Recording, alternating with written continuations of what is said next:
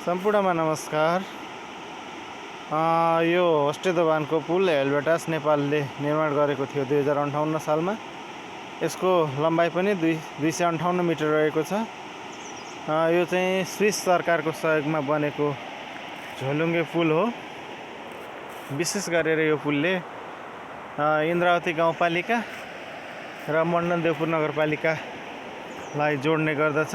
यही पुलबाट हजारौं यात्रीहरू दैनिक आवजावत गर्दछन् भने यो पुलले चाहिँ मानिसहरूलाई धेरै सुविधा दिएको छ।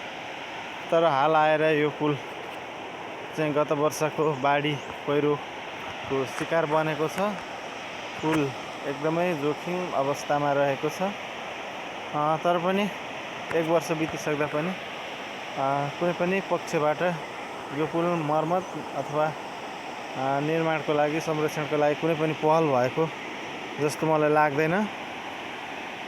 हामीले पुल निर्माण गर्न नसके पनि मर्मत अथवा संरक्षणको लागि गाउँपालिका नगरपालिकाले केही चासो दिनु अति आवश्यक छ जस्तो मलाई लाग्दछ।